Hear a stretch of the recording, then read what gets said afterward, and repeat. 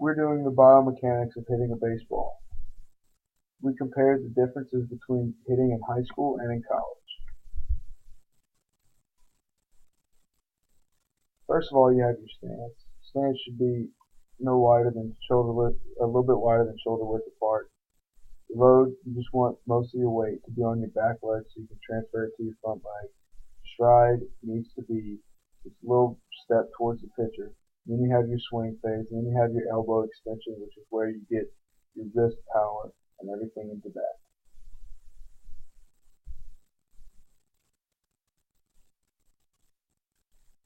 Nextly, colleges and high schools both use the BB core bat. BB core stands for the ball back coefficient of restitution. The old regulations were based on a ratio of the speed of the incoming pitch and the speed of the ball off the bat. Pitcher safety was in question because they were unprotected and had such little time to react to a ball hit back up the middle. For example, a ball could come off the bat at as fast as 108 miles an hour.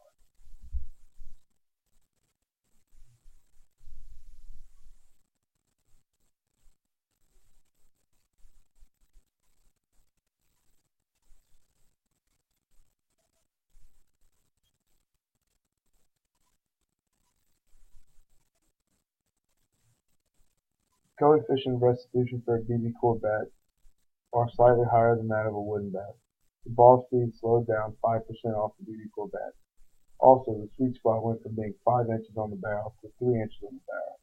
These bats can turn a normal 400-foot home run to a 375-foot flyout in most parts.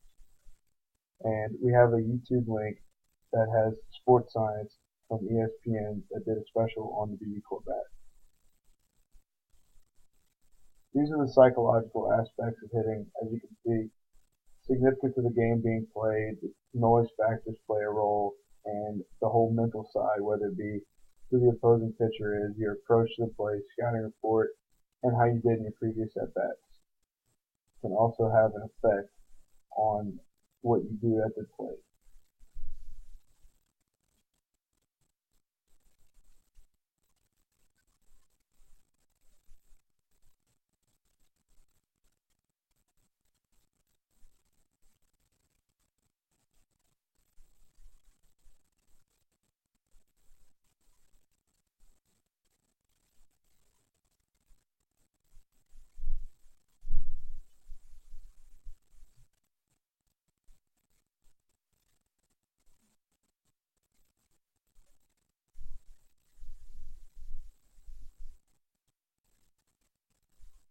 And here's the approach to the plate.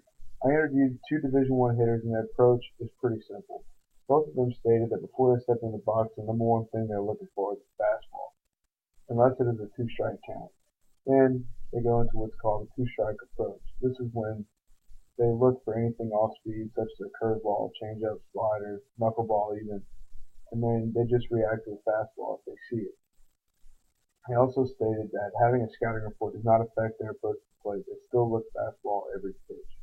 Lastly, I asked them if an opposing crowd played a role in anything, and they said no. An opposing crowd we actually find it funny when fans rag us rather than it being a distraction to what we're trying to get done.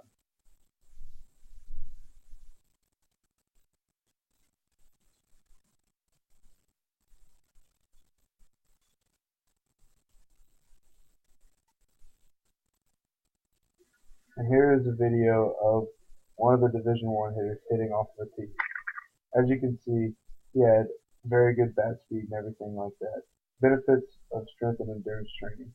Benefits of strength training allows more force to be generated from the hips, allowing more power to be produced during the swing. Creates faster bat speed by sequential motion from the foot through the hips and to the hands. Training of both the lower and upper extremity allows for more power to be generated during the swing. It also increases speed and acceleration out of the batter's body. It can reduce the risk of acute and chronic injury, and it can also increase the endurance players need for a 9-inning ball game.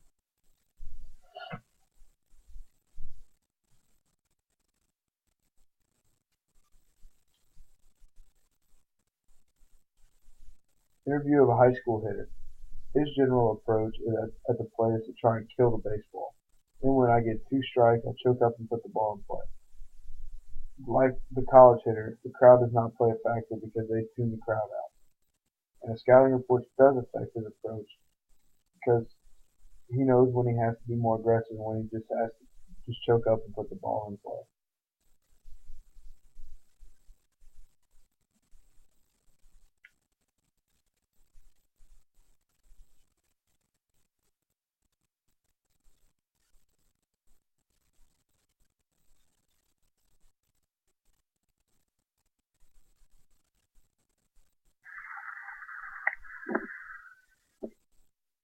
High school hitter number 2. His approach to the play is to be very selective and to stay out of a two-strike count. He likes to lay off the off-speed pitches early, and if he does get 2 strikes, he tries to fight off those off-speed pitches. He, like the other high school hitter and the college hitter, does not pay attention to the crowd. And the scouting report does affect his approach because if he sees a fastball with a good fastball pitcher, he's going to try and jump on it. For a wild guy, he's going to try and be more selective and possibly be able to take a walk.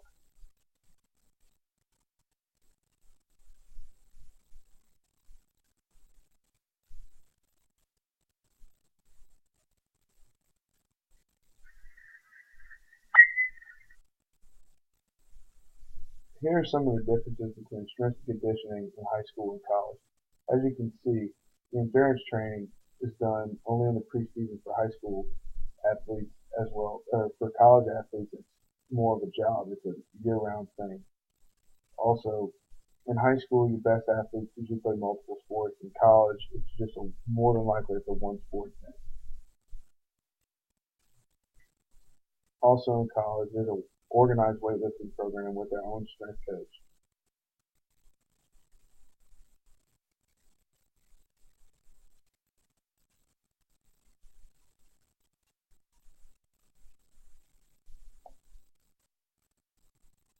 Environmental factors, weather, the field you're playing on, and the crowd all play a big role into hitting a baseball.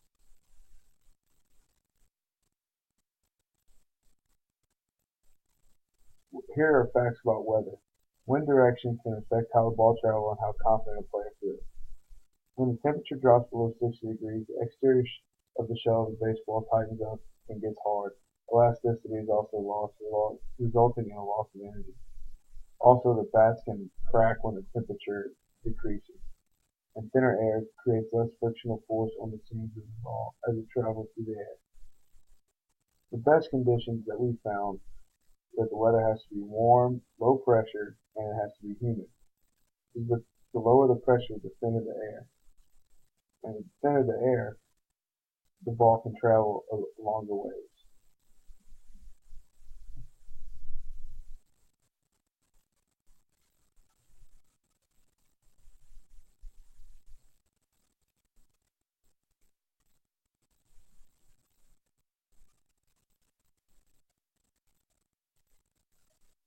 Players sometimes are more comfortable playing at their home field, obviously because they're used to playing at their home field because that's where they practice. Some do not like their home field dimensions. College fences and even high school fences can vary from 290 to 400 feet. Every field has its own dimensions which makes every field unique. This affects where a hitter is trying to hit the ball. Some fields are designed to play around other sports.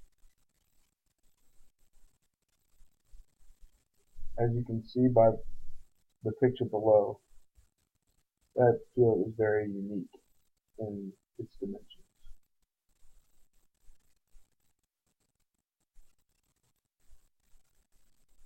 Crowd. Crowd noise can make the environment intimidating for some players, while others thrive under these intense pressure moments. Also, having scouts at the game, whether it be in high school or college, can cause stress and anxiety amongst a lot of the players who have not fully mentally developed.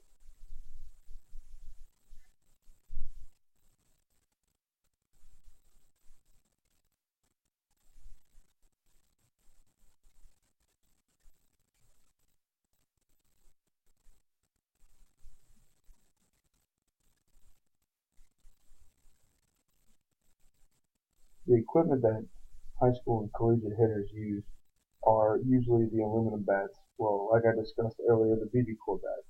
These aluminum bats are designed to have a larger sweet spot on the barrel, meaning that a larger portion of the bat is able to impart the greatest amount of energy from the swing into the flight of the baseball. Wooden bats that the professionals use do not deform much. The wood bat deforms the ball on contact, which causes the ball to rebound off. Metal bats can give and cause the ball not to compress as much, but the bat does. This has the jump-off effect of the metal bat. The heavier bat, the heaviest bat a player can use without sacrificing bat speed to generate the most power. College hitters can generally generate more bat speed than high school hitters simply because they're bigger and stronger.